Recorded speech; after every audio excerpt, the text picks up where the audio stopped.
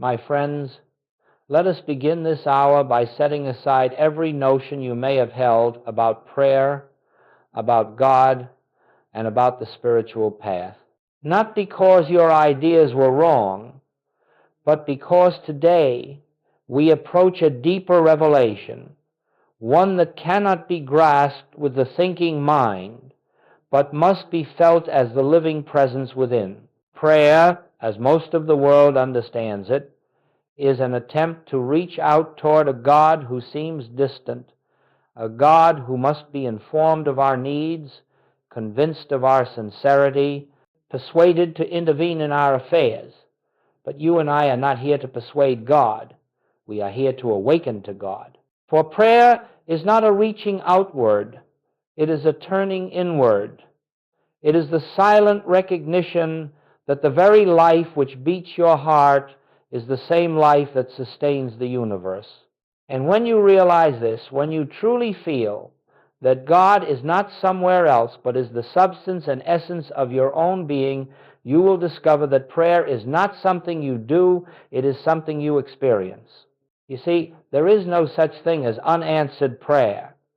There is only prayer offered from the wrong state of consciousness. As long as we pray from fear, from lack, from separation, we are like a branch trying to live apart from the vine. But the moment we rest quietly, without strain, in the awareness of the one presence and the one power, then prayer becomes fulfillment. It becomes the revelation of what is already true. In our time together, we shall explore why so many prayers appear fruitless, and we shall learn why the great Master said, "It is your Father's good pleasure to give you the kingdom." The kingdom is not withheld. The kingdom is not delayed.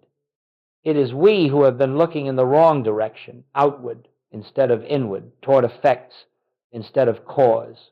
Today we begin the sacred work of turning consciousness back to its source. And so I ask you to come with an open heart, not asking, not pleading, but listening quietly, receptively to the still small voice that whispers, "I am here." For prayer is the recognition of that presence, and the recognition of that presence is the beginning of every healing, every harmony, every demonstration of spiritual reality. This is the new way of seeing. This is the doorway to the kingdom. Now, let us look more closely at what happens when the human mind attempts to pray. I say attempts because the human mind cannot pray, not truly. It can plead, it can fear, it can imagine, it can hope.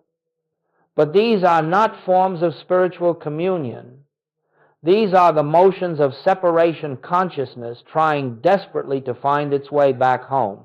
Most prayers on earth today are what I have called the bootless cry, a cry that has no spiritual foundation, no inner recognition, and therefore no power. It is the plea of someone who believes they stand outside the kingdom, knocking upon a door they think is closed, calling to a God they believe is somewhere else. And so they say, "God, come help me. God, take this burden. God, remove this evil.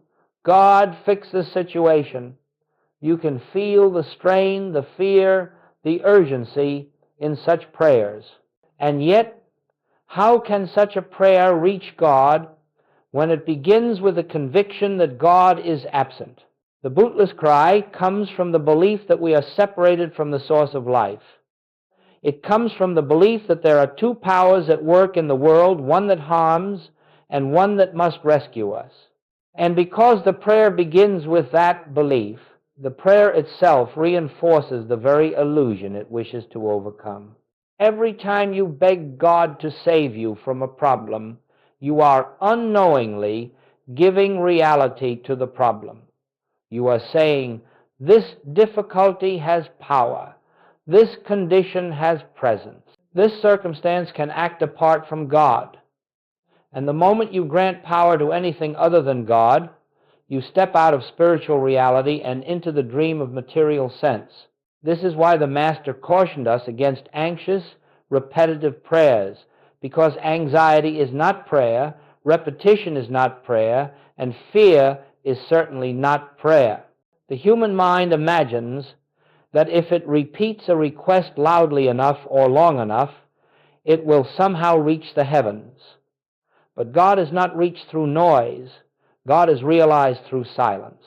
God does not respond to fear, but God reveals himself in the stillness where fear dissolves. So long as you pray to get something, the prayer cannot rise. So long as you pray against something, the prayer cannot bear fruit. And so long as you pray as a separate self, the prayer cannot enter the kingdom, for the kingdom is not a place you approach, it is a state of consciousness you awaken to. The bootless cry is not wrong, it is simply immature. It is the cry of a child who has not yet discovered the presence within. But once you glimpse, even for a moment, that God is not a distant being, but the very life of your life, then prayer shifts from pleading to communion, from fear to recognition, from trying to reach God to realizing that God is already here. My friends, no one is judged for their human prayers, but we must outgrow them. We must rise into a form of prayer that begins with the assurance of God's nearness, with the certainty of God's wholeness, with the quiet confidence that there is only one presence and one power. Only then does prayer become the pathway to harmony. Only then does it become the doorway to the kingdom. Now, let us come to the very heart of why prayer fails, why peace seems distant, and why individuals who sincerely love God still find themselves troubled, afraid, or burdened. The issue is not that God withholds anything. The issue is not that your faith is inadequate. The issue is not that you must labor harder, pray longer, or speak more convincingly. No. The one great obstacle, the single barrier to spiritual fruitfulness, is the ancient belief in two powers. For thousands of years, mankind has believed that good and evil are two opposing forces, locked in eternal struggle. In this view, God is one power, and disease is another. God is one power, and lack is another. God is one power, and human will, hatred, fear, or mortality stand against him. From this dualistic belief arises all suffering. From it arises the human craving to use prayer as a tool to persuade God to defeat an opposing force. And yet, my friends, how can a prayer rooted in duality ever attain the kingdom, which is the realm of oneness? Let me say this plainly as the Spirit reveals it. There are not two powers. There is only one. God is not a power battling another power. God is the allness of existence. God is the substance and essence of reality itself. The moment we imagine a second power, no matter how small, we step out of the kingdom and into the illusion of separation. You see, the mind that cries out, "God, please remove this evil," is the same mind that believes evil is something. But the moment you grant evil substance, presence, or power, you have denied the allness of God. You may not intend to do so, but as long as you hold the belief in two powers, you are praying with divided consciousness. And a divided consciousness cannot perceive the one. This error does not make you sinful. It makes you asleep. It binds you to the dream of material sense. It anchors you to a world in which events and conditions appear to exist independently of God and therefore independently of harmony. And every spiritual teacher, every mystic, every master who has ever touched the infinite has spoken the same truth. The belief in two powers is the root of all bondage. Now consider how this applies to your daily life. When you fear a diagnosis, you are believing in two powers. When you resent another person, you are believing in two powers, one who can bless you and one who can harm you. When you worry about money, you are believing in two powers, God as abundance and something else as limitation. And each time your thought attaches itself to fear, grievance, or lack, you unknowingly affirm the presence of a second power. Then you pray, but your prayer rises no higher than the consciousness that produced it. This is why Jesus said, "A house divided against itself cannot stand." And so, the spiritual journey is not a journey of acquiring metaphysical tools to fight your battles. It is the sacred work of dissolving the false belief that there is anything to fight at all. Evil is not a power. It is a misperception. Sin is not a power. It is a forgetting. Disease is not a power. It is the shadow cast when consciousness turns away from its source. The moment you recognize only one presence, only one power, the illusion loses its hold and harmony reveals itself. My friends, this is the foundation of all true prayer. If you can but grasp this not intellectually, but spiritually, your entire life will shift. For in the presence of one, the dream of many dissolves. And what appears as healing, as restoration, as supply, is simply the unveiling of what has always been true, hidden only by the belief in two. Let us now turn our attention to the true nature of God. For unless we understand God aright, we cannot pray aright. And unless our understanding of God is purified of human concepts, our prayers remain confined to the realm of human belief. God is not what the world imagines him to be.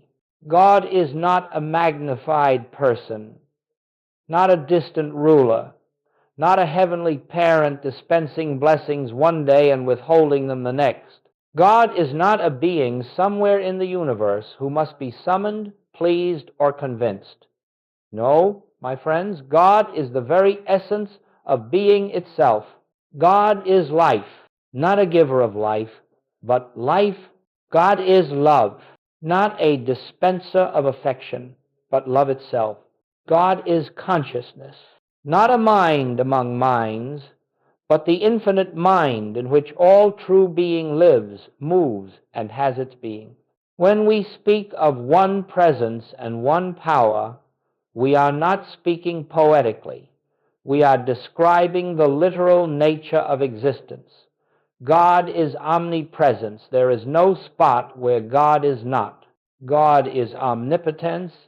There is no power opposed to God, no force capable of acting apart from God, and God is omniscience, the one mind, the one intelligence, eternally expressing itself as the harmony, order, and activity of the universe. Now, when you hear these truths, do not let them remain as abstract statements. Let them permeate your awareness until you feel, even faintly, their inner reality. For when you truly understand that God is infinite consciousness, you will see why prayer cannot be an attempt to change outer conditions. There are no outer conditions apart from consciousness. What the world calls conditions are merely forms, appearances, expressions of consciousness. To labor with the form is to miss the cause. To try to change the outer picture without changing the consciousness behind it is to chase shadows. And so prayer, true prayer, must take place within where God dwells as your own consciousness. Not the personal mind with its fears and desires, but the deeper awareness in which the personal mind appears. You cannot bring God into your life because God is already the life you are living. You cannot call God into a situation because there is no situation outside of the divine presence. What you can do is awaken to the reality that has always been here but has been hidden behind the veil of material perception. God is not coming to you. God is not waiting for your call. God is not withholding himself until your prayer is acceptable. God simply is. And the moment your consciousness aligns with that isness, prayer becomes fruition. Not because God has changed, but because you have shifted from the dream of separation into the awareness of oneness. God is not coming to you. God is not waiting for your call. God is not withholding himself until your prayer is acceptable. And what the world calls healing, supply, protection, or guidance unfolds naturally as the expression of harmony that was always present, waiting only for your recognition. This is why Jesus could say, I can of mine own self do nothing. The personal self has no power, no light, no life. But the Christ consciousness, the awareness of one presence, reveals infinite capacity, infinite peace, infinite fulfillment. And so, when you turn within and rest in the understanding that there is one power, one presence, one consciousness, you begin to live in the kingdom here and now. As we move deeper into this subject of prayer, let us now set aside every concept of prayer that depends upon words, upon effort, upon repetition, or upon any attempt to influence God. For real prayer, spiritual prayer, is not something you recite, and it is not something you perform. Real prayer is the opening of consciousness to the awareness of what already is. It is the silent communion with reality, the inward beholding of the presence that never comes and never goes. God simply is. And the moment your consciousness aligns with that isness, prayer becomes fruition. Not because God has changed, but because you have shifted from the dream of separation into the awareness of oneness. Most of the world comes to prayer with a problem to solve. But in spiritual understanding, prayer is not an attempt to solve problems. Prayer dissolves the belief in a problem. For a problem is nothing more than a mental picture formed in the absence of true seeing. When you bring spiritual awareness to the condition is seen for what it is, an appearance, without substance or power of its own. This is why spiritual prayer is always silent. Not silent merely in words, but silent in the inner agitation that tries to force reality to conform to personal desire. The human mind wants outcomes. The spiritual consciousness wants only truth.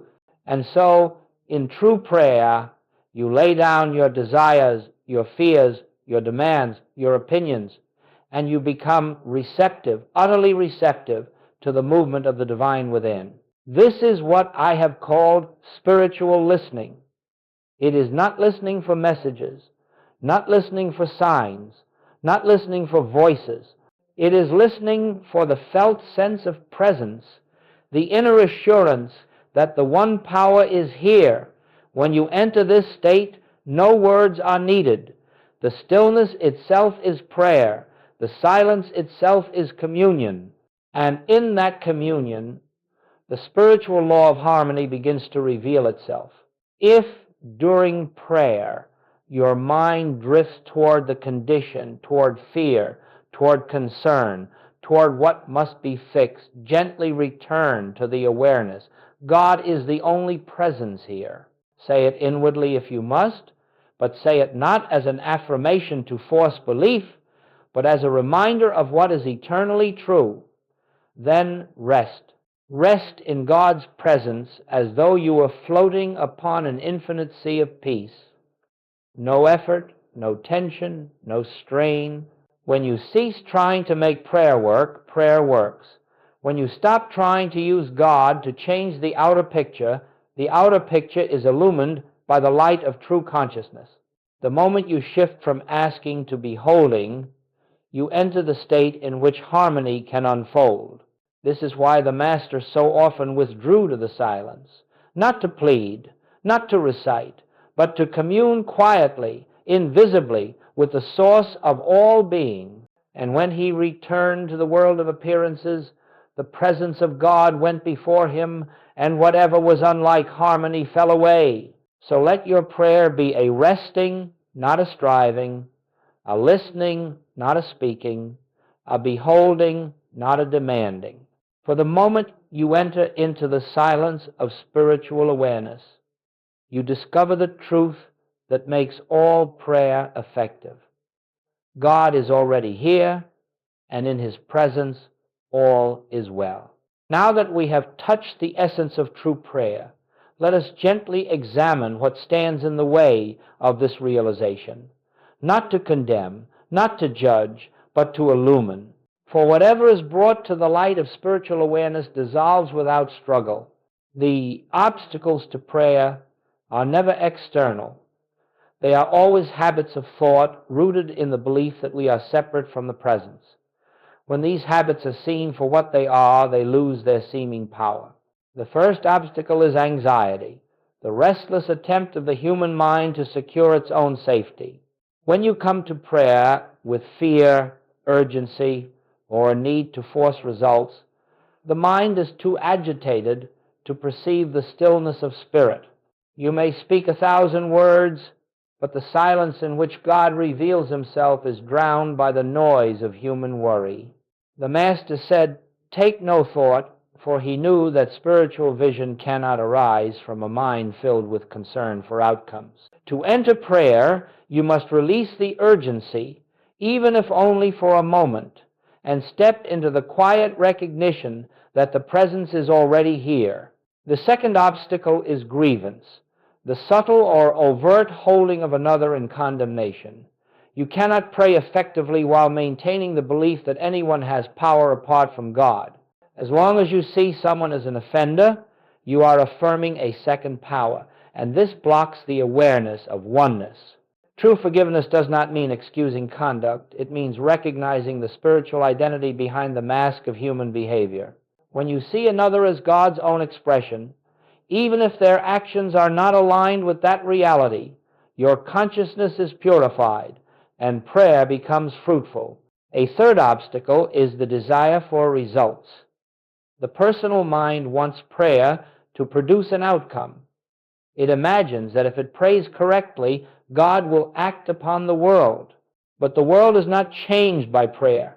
Consciousness is revealed. When you pray for outcomes, for healing, supply, protection, you are unconsciously declaring that these things are absent and must be summoned. True prayer does not ask for a result. It seeks only the realization of the one presence. And when that presence is realized, the appearance of discord naturally dissolves, not because you forced it to change, but because the light made the darkness unreal. Another obstacle is mental noise, too much speaking, too much affirming, too much trying. Spiritual work is not done by the many words of the mind, but by the quiet surrender of the heart. The more you speak in prayer, the more you remain in the realm of the intellect. God does not respond to words. God reveals himself in silence. And so, the most profound prayer is often without language, without thought, simply resting in the awareness that God is. Finally, one of the greatest obstacles is believing that prayer begins with you. Prayer does not begin when you decide to pray. Prayer begins when you become aware that the presence has already been praying within you. The initiative is not human reaching toward the divine, but divine love, drawing the human consciousness upward into truth. You are not praying to bring God into your situation. You are praying to awaken to the God who is already present. Once you recognize these obstacles, not as enemies to fight, but as shadows without substance, you will find that prayer becomes natural, effortless. You will slip more easily into that stillness in which the presence makes itself known. And in that awareness, harmony flows like a quiet river, touching every part of your experience with the assurance of divine order. Let us now consider what happens in consciousness when prayer rises above the human sense of life and enters the dimension Jesus called the kingdom of God. This shift is not dramatic. It does not announce itself with sensation or emotion. It is quiet, so quiet that unless you are attentive, you may overlook it. Yet it is the most profound transformation that can occur within an individual, for it marks the moment when you no longer seek God as something separate, but recognize God as the very life of your own being. Kingdom consciousness is not attained through effort. It is realized when effort ceases. It comes when you stop trying to reach God and begin to unfold into the presence that has been with you from the beginning. This shift is subtle, like a veil, gently lifting. One moment you are looking at the world through the eyes of fear, lack, and duality, and the next moment without quite knowing how, you sense that all is well.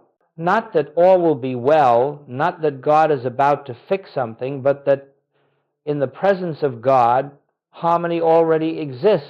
This is the hallmark of kingdom consciousness, a deep, unshakable knowing that God is here, not as a concept, not as a belief, but as a felt reality. When this recognition dawns, even softly, fear begins to dissolve, tension evaporates. The anxious drive to change outer circumstances fades away. You are lifted, not emotionally, but spiritually, into the awareness of one presence. In this state, you find that your relationship to problems changes instantly. You no longer see them as forces acting upon you, you see them as appearances without power. You do not deny the appearance, but you deny it authority. You behold it from a higher altitude, knowing that no condition can stand against the allness of God, and in that recognition, the appearance loses its hold, not because you fought it, but because you saw through it. This is why Jesus could walk into situations that terrified others and remain untouched. He lived from the kingdom, not from the world of effects. He saw through the outer picture into the spiritual essence behind it. And when you begin to live in this same awareness, even in small degree, you will find that you, too, carry a presence that changes the atmosphere around you. Now, how do we come into this shift? By turning within again and again until the habit of outward dependence gives way to inward recognition. Each time you are tempted to fear, you pause. Each time you are tempted to react, you become still. Each time you are tempted to look to people, circumstances, or resources for your good, you gently return to the truth. Only God is the source. Only God is the power. Only God is the presence. And as you practice this turning, something begins to happen. At first slowly, then more readily, your consciousness becomes attuned to the divine rhythm. You begin to feel a presence going before you in all things. Decisions become clear without strain. Peace remains even when appearances shift. You find yourself responding to life from a place of inner equilibrium rather than emotional reactivity. This is the kingdom expressing itself through you. Do not expect perfection. Do not expect to remain on the mountaintop every hour of the day. The spiritual life is not measured by how often you remain in the kingdom, but by how quickly you return when you drift. The return, that gentle turning within, that quiet recognition of one presence, is the essence of the path. And each return strengthens the awareness. Each return deepens the connection. Each return makes the kingdom more familiar, more accessible, until at last it becomes the atmosphere in which you live, move, and have your being. That, my friends, is the shift into kingdom consciousness. Not the attainment of something new, but the unveiling of what has forever been true. Now, let us bring these principles from the realm of understanding into the realm of living, for truth must become embodied before it can bear fruit. Spiritual realization is not confined to the meditation chair. It is meant to flow through every circumstance of daily life, illuminating the ordinary moments with the light of the divine.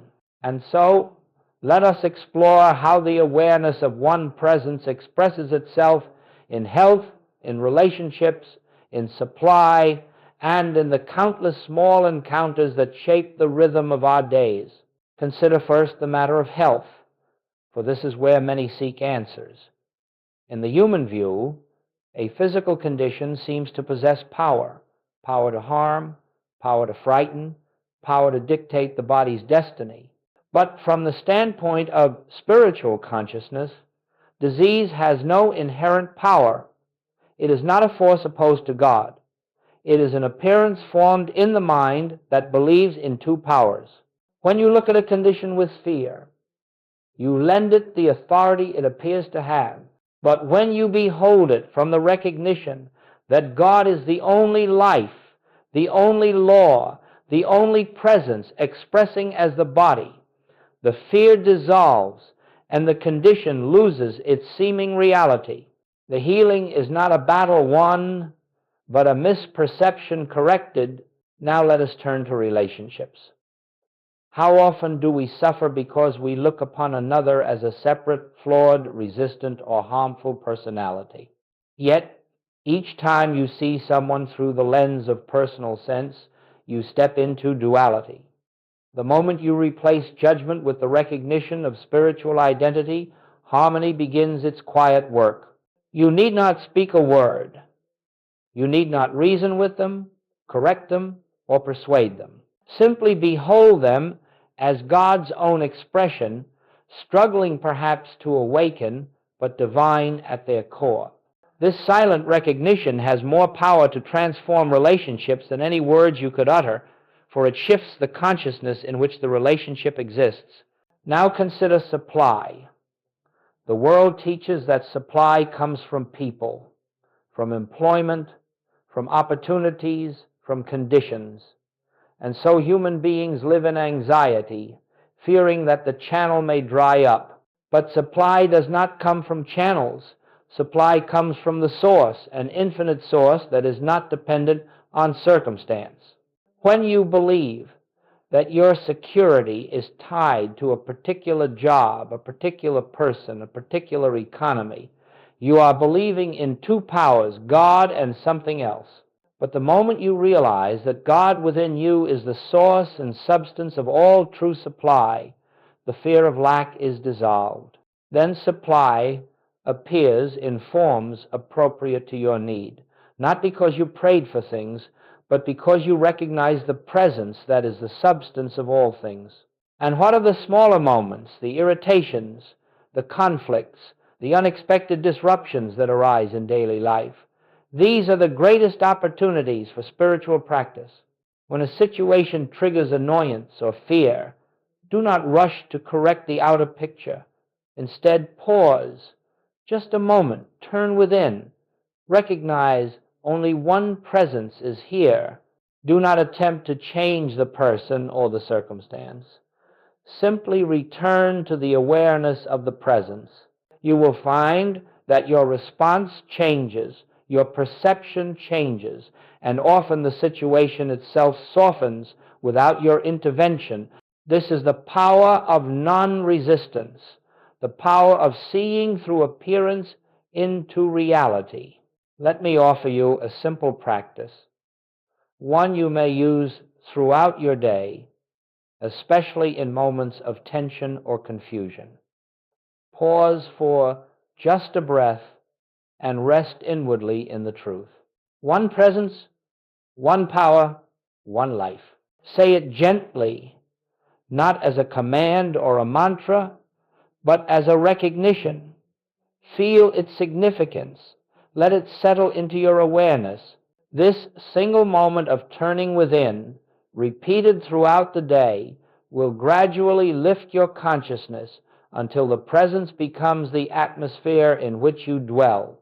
And as you live this way, you will begin to notice something subtle but unmistakable. The world responds differently to you. People speak to you differently. Problems resolve with less effort. Guidance comes without struggle. Opportunities appear without striving. This is not magic. It is the natural result of living from the kingdom within. You see, when consciousness is illumined, life harmonizes, not because you made it so, but because the realized presence expresses as the very pattern of your experience. And this, my friends, is the practical demonstration of spiritual truth. As we bring this hour to its close, let us not think of it as an ending, but as a beginning of a deeper walk, a more illumined awareness, a more constant abiding in the kingdom that has always been within you. Nothing I have said to you today is meant to be taken as philosophy or as theory. It is not a doctrine to memorize nor a technique to master.